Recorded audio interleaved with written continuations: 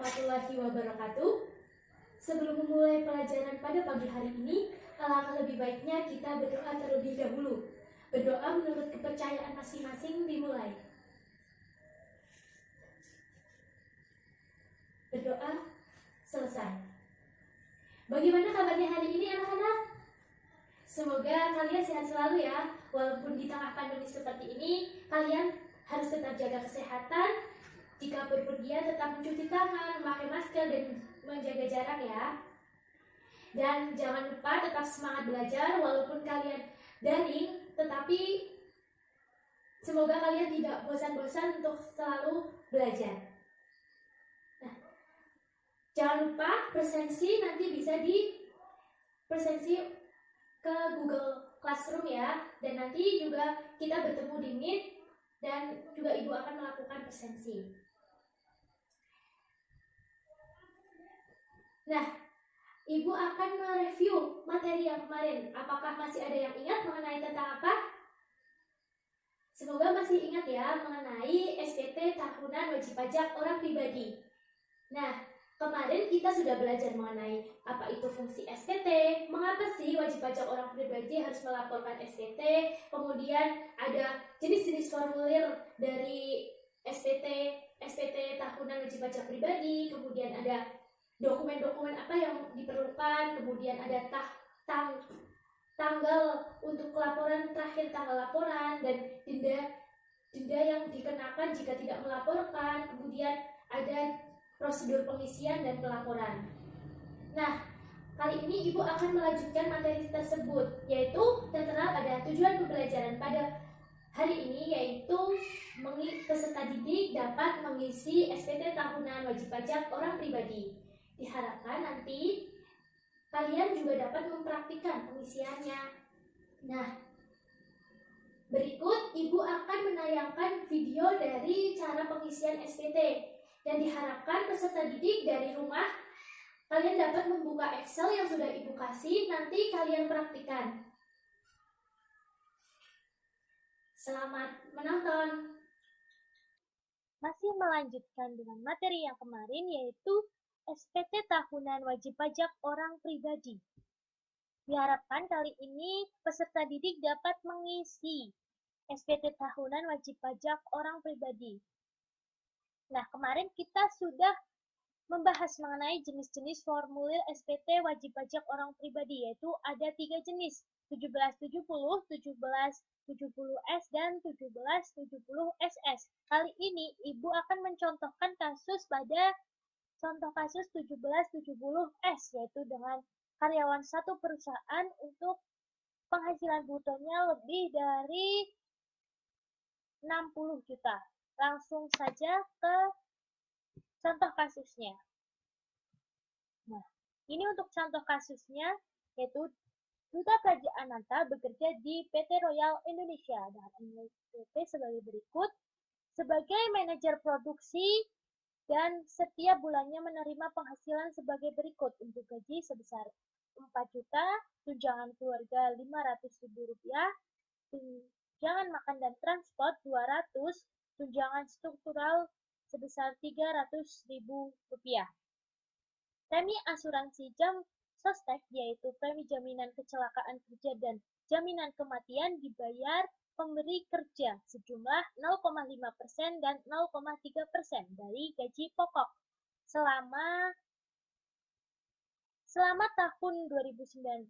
Duta Praja Ananta menerima bonus sebesar 2 juta dan THR sebesar 4 juta. Informasi yang berkaitan dengan perhitungan pajak beserta pengisian SPT tahunan sebagai berikut. Nah, ini untuk data wajib pajak bisa dilihat. Kemudian daftar penghasilan lainnya Duta Praja Ananta, yaitu ada penghasilan pada tanggal 22 Februari mendapat honorarium sebagai pembicara workshop untuk sinkronisasi kurikulum SMK dengan dunia usaha yang diselenggarakan Dinas Pendidikan Kendal, yaitu mendapat honorarium sebesar 750.000. Kemudian pada tanggal 15 Agustus mendapat honorarium atas jasanya memperbaiki mesin produksi di PT Sejahtera Indonesia sebesar Rp250.000. Salah satu dan yang ketiga, salah satu anaknya memperoleh beasiswa pendidikan sebesar 10 juta. Nah, ini untuk tanggungannya yaitu memiliki satu istri dengan 2 putra. Lanjut, kemudian daftar hartanya itu ada rumah, mobil, sepeda motor, perhiasan, dan deposito sebesar sekian. Kemudian ada daftar kewajiban, yaitu Tuan Duta pinjam kepada lembaga leasing Adira Finance Kendal tahun 2019 sejumlah 10 juta. Nah, tugas saudara yaitu mengisi bukti pemotongan. Diharapkan peserta didik dapat mengikuti dan contohkan nanti kalian dapat mengisi, nanti ibu kasih formnya agar kalian juga dapat mengikuti pembelajaran kali ini dengan cara mengisi ini agar lebih paham. Untuk kalian dapat mengisi bukti pemotongan form 1721A1, kemudian mengisi bukti potong PPh pasal 21 atas honorarium pembicara, kemudian ada mengisi bukti potong PPh pasal 21 untuk honorarium atas jasa perbaikan mesin, dan SPT tahunan, mengisi SPT tahunan. Nah, dokumen yang dipersiapkan yaitu ada SPT tahunan 1770S, SSP lembar ketiga untuk laporan ke KPP, yaitu terus ada bukti potongan PPh pasal 21 non final, yaitu ada 2 lembar karena tadi ada honorarium 2 kali. Kemudian ada form 1721A1. Langsung saja ke formnya. Ini kita kecilin biar dapat melihat. Oke, langsung saja kita mengerjakannya dari belakang ya, ke depan. Nah, kita isi dulu form 1721 ini sama seperti pengisian untuk PPh pasal 21 pegawai tetap yang sudah diajarkan Ibu. Itu ini bukti potongan ini hanya dengan dimasukkan saja NPWP. Nah, ini untuk NPWP pemotong ya, berarti PT-nya ya. Terus kita identitas penerima penghasilan yaitu Tuan Duta sendiri diisi. Untuk mempersingkat waktu sudah Ibu isi ya, contoh saja. Ini sudah. Kemudian kita pilih 21 100 01 karena pegawai tetap. Nah, ini untuk penghasilannya kita setahunkan karena di sini ada bonus yang setahun dan THR agar mempermudah pengerjaannya. Nah, ini sama seperti perhitungan pegawai tetap PPh pasal 21 pegawai tetap. Sebesar kita setahunkan sudah, kemudian ditandatangani oleh pemotong dari PT-nya tersebut. Harus ada tanda tangannya. Oke. Lanjut ke form 17216. Cara pengisiannya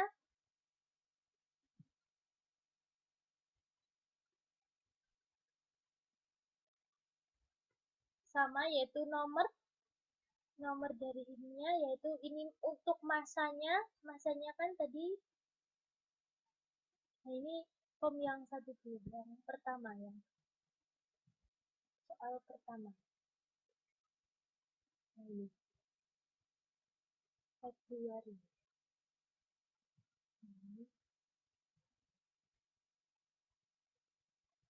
Ini untuk masanya, ini 1 untuk di pemotongan pasal 21, kemudian 3 ini untuk pajak tidak final, dan ini untuk masanya yaitu bulan Februari, dan ini tahunnya 2019, dan ini untuk lembar ke berapa untuk bisa.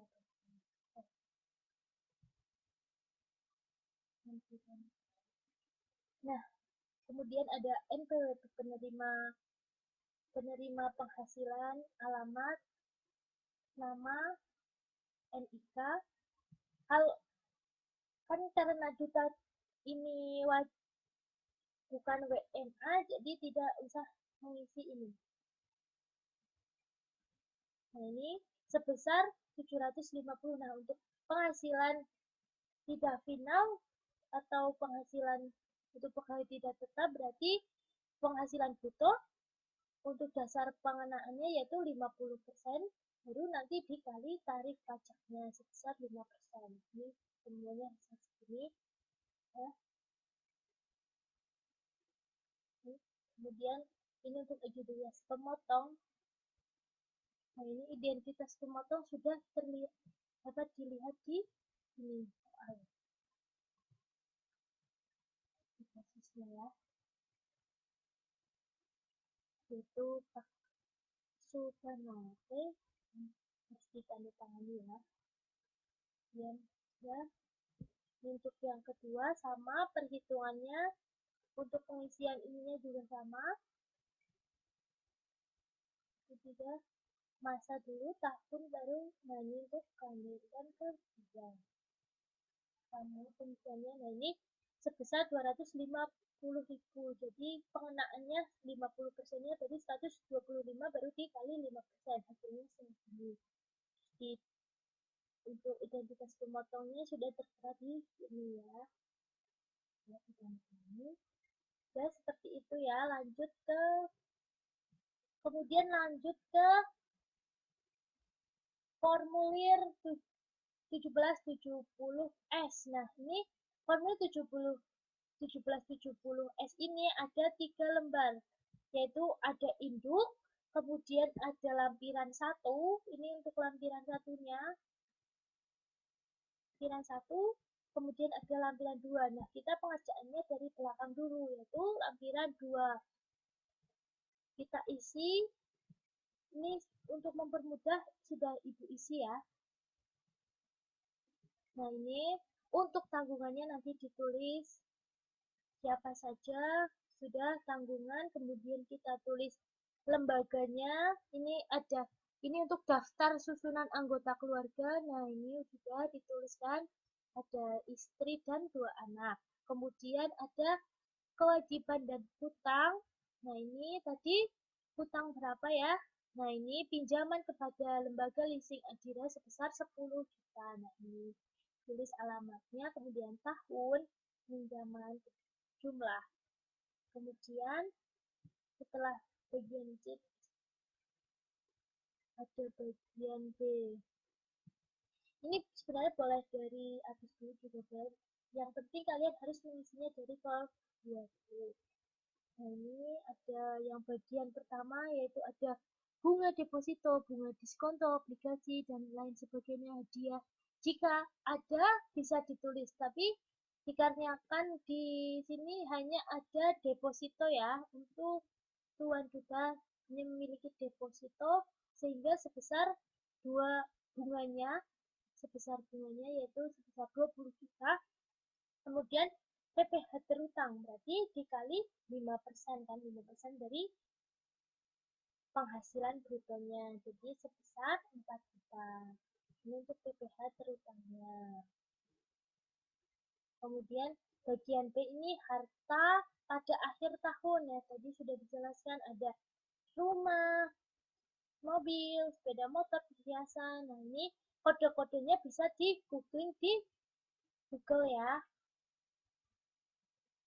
Ada, kemudian ini tahunnya, tahun perolehan, kemudian ada harga perolehan, kemudian ada keterangannya, keterangan bisa BPKB dan lainnya. Oke, sudah ya, sudah terisi semua. Kemudian lanjut ke lampiran ke 1. Nah, lampiran 1 ini ada, nah nanti diisi NPWP-nya, kemudian ininya nama wajib pajaknya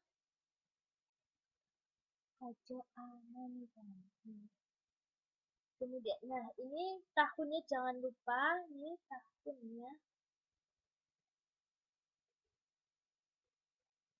Ini untuk bagian A, sendiri, 1. Nah ini untuk penghasilan lain. Nah penghasilan lain tadi kan ada, nah ini penghasilan lain dari honorarium pembicara dan jasa perbaikan mesin. Jadinya di total semuanya sebesar 1 juta. Kemudian ada penghasilan yang tidak diterima objek pajak, yaitu tadi di keterangan ada, nah ini di keterangan kan di sini ada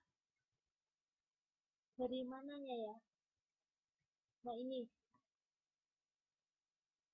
tunai, kredit, warisan. Nah ini termasuk warisan perhiasan, jadi dimasukkan ke warisan. Kemudian nah tadi ada bayar siswa, anaknya mendapat bayar siswa, jadi kita tulis. Nah ini salah satu anak mudah. Jadi kita tulis sebesar jadinya di jumlah untuk bagian B dijumlah di 20 juta.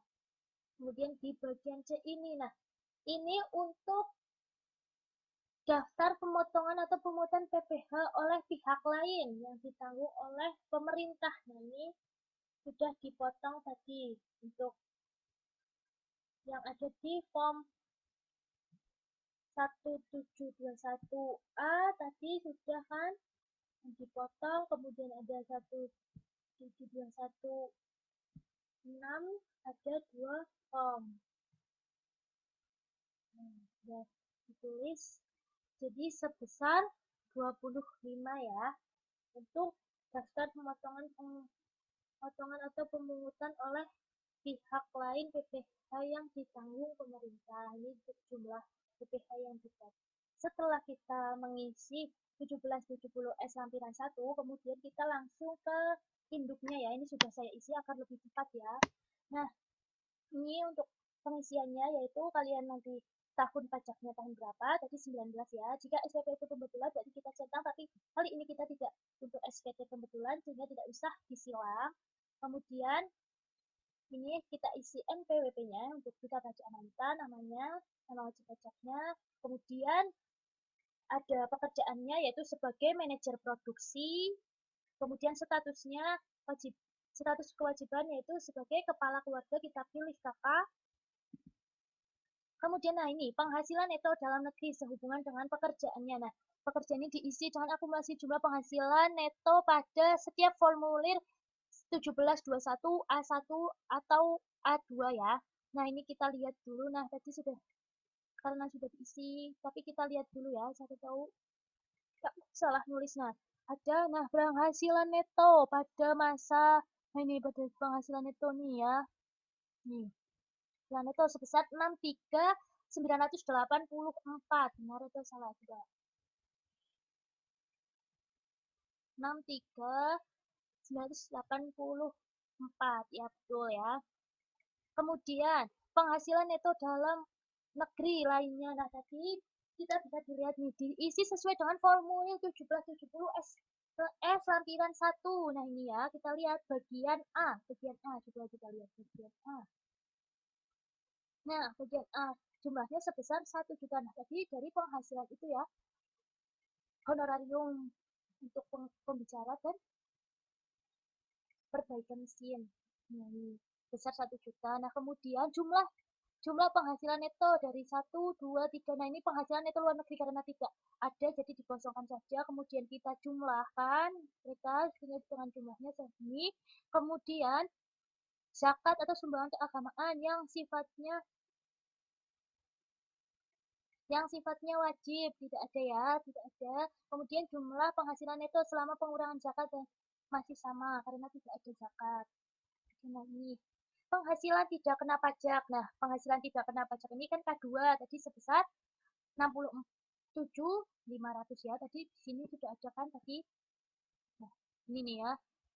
67 penghasilan, nah PKP-nya tadi. Nah, 67.500. Oke, lanjut ya. 500. Nah, jika ini lebih besar, nih kan nanti penghasilan kena pajak, nah sama penghasilan kena pajaknya jadi 0 karena PPKP-nya lebih besar dari penghasilannya 0, jadi tidak dikenakan tarif PPh terutang tarif pasal 17 ya, tidak dikenakan. Lanjut, ini kita kosongi langsung saja nih, dikosongi semuanya. Lanjut ke PPh yang dipotong atau dipungut pihak lain. Nah, tadi ada ya, nih pihak lain yang dipungut pemerintah atau terutang di luar negeri diisi dari formulir 1770S lampiran 1 bagian C. Coba kita lihat tadi berapa jumlahnya. Nah, ini ya, bagian C. Sejumlah 25.000. Kita tulis di sini. 25.000. Nah, nih. PPh yang harus dibayar. Nah, PPh yang harus dibayar. Jika PPh yang harus dibayar, maka jika jumlah PPh terutang ini lebih besar dari PPh yang dipotong, maka PPh yang harus dibayar sejumlah berapa. Tetapi karena ini di soal ini tidak PPh yang harus dibayar tidak ada, maka PPh yang lebih dipotong karena lebih PPh terutangnya tidak ada. Nah, ini untuk mengisinya, jika PPh yang lebih dipotong, maka jika jumlah nomor 12, ini nomor 12 lebih besar dari nomor 11. Maka kita pilih ini ya.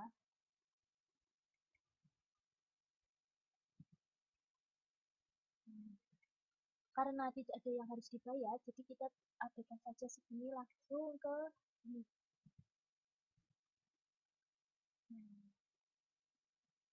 Karena tadi lebih PPh yang lebih dipotong, maka otomatis lebih bayar. PPh yang lebih dibayar karena lebih besar. Nah, PPh yang lebih bayar ini akan kita apakan? Ada 4 pilihan ini, kita pilih saja direstitusikan ya, dikembalikan, nanti kita minta kembali dari pemerintah Dijen Pajak. Nanti di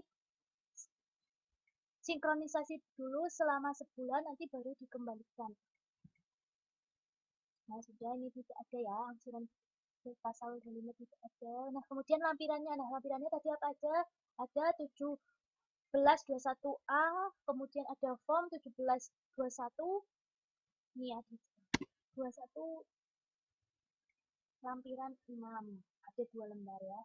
Kemudian ditulis ini wajib pajak. Untuk pernyataannya, dengan menyadari sepenuh akan segala akibat termasuk sanksi-sanksi sesuai dengan ketentuan peraturan perundang-undangan yang berlaku, saya menyatakan bahwa yang telah diberitahukan di atas beserta lampirannya adalah benar, lengkap, dan jelas. Jadi harus ada tangan. Kemudian ya kita tanda tangani, harus ditandatangani untuk pelaporannya. Karena jika tidak ditandatangani maka dianggap tidak sah. Oke, kita tanda tangani dulu. Ini contohnya kita saja.